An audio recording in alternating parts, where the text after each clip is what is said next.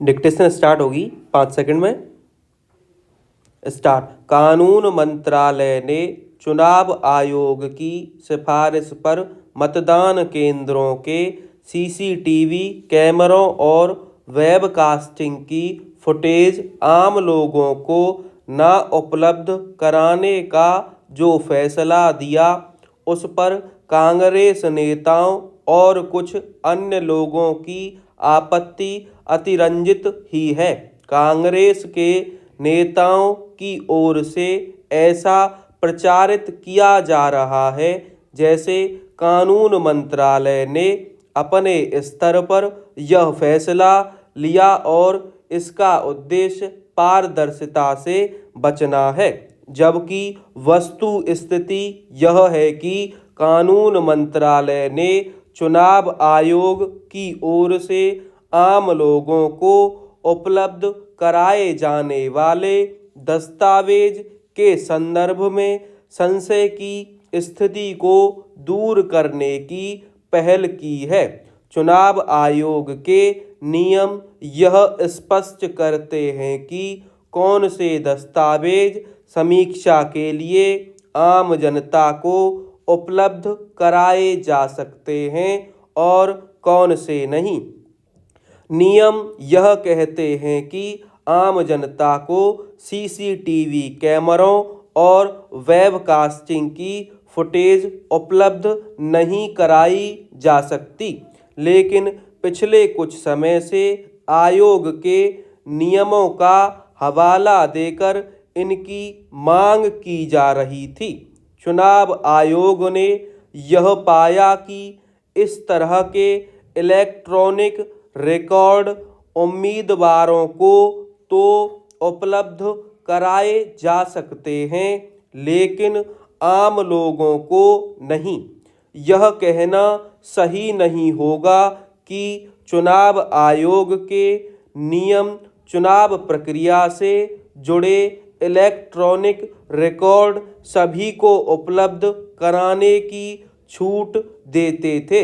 ऐसा कोई निष्कर्ष इसलिए सही नहीं होगा क्योंकि सीसीटीवी कैमरे और वेबकास्टिंग आदि बाद के वर्षों में चुनाव प्रक्रिया का अंग बने।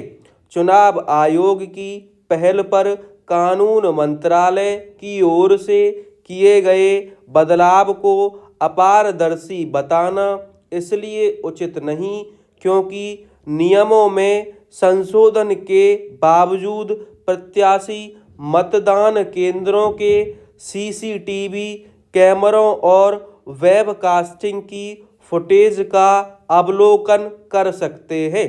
आखिर जब यह सुविधा उपलब्ध है तो किस आधार पर यह माहौल बनाया जा रहा है कि कानून मंत्रालय गोपनीयता के दायरे को बढ़ा रहा है।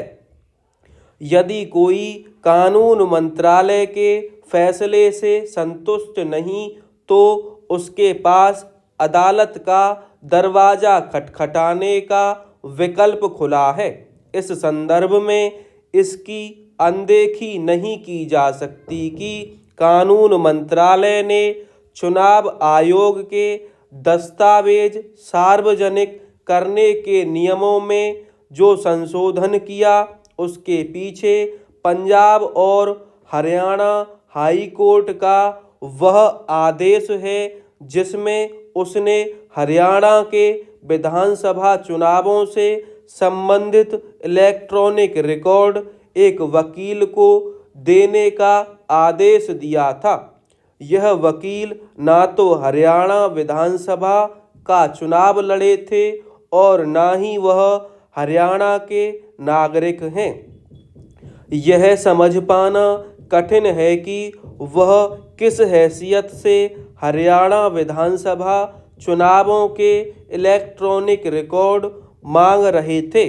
उनका उद्देश्य जो भी हो, चुनाव आयोग की इस दलील को सिरे से खारिज नहीं किया जा सकता कि सभी को चुनावों के इलेक्ट्रॉनिक रिकॉर्ड उपलब्ध कराए जाने से उनका दुरुपयोग हो सकता है और मतदाताओं की गोपनीयता भी भंग हो सकती है। आतंकवाद और नक्सलवाद से ग्रस्त इलाकों में मतदाताओं की गोपनीयता भंग होने के खतरनाक नतीजे सामने आ सकते हैं।